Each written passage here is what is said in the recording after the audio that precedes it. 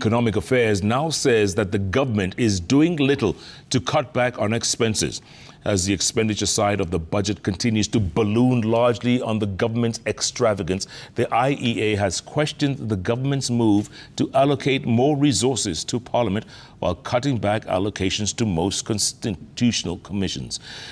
Very own Jasmine Wamboy has more. According to the budget statement read Thursday by CS Ndung'u and Ndung'u, the government will be cutting back on the monies allocated to constitutional commissions and key independent offices. This in what the government is terming as austerity measures.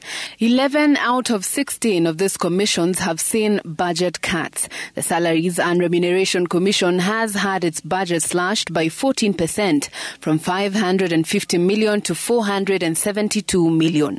The Office of the Controller of Budget has also seen a reduction from 707 million to 652 million shillings. The Commission on Administrative Justice has had its budget slashed from 745 million to 661 million. Similarly, the Office of the Director of Public Prosecutions will also be getting less, from 4 billion shillings to about 3.90 billion. The Judicial Service Commission has also suffered a budget cut from 941 million to 902 million.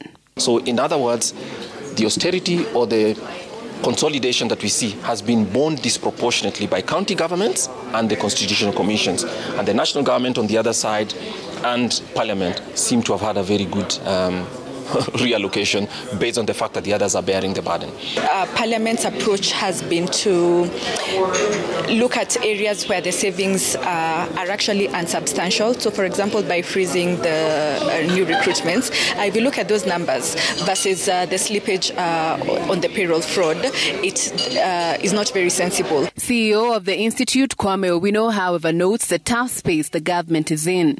The whole budget message for us as the Institute of Economic Affairs is for Kenyans to understand that really times are tight, and government is unprepared to cut a lot of expenditures, and therefore that's why there's a bridging that is required from the new finance bill. He further notes that tough choices need to be made. So however emotional we are about the employment of JSS teachers, and they're required, we have to ask ourselves, is the cash available to save to pay them? And government is giving us the vibes that maybe that cash is not available. And we might have to have a conversation for what then needs to be cut to pay for that. Jasmine Wamboy, Citizen TV. Now, as Kenya read out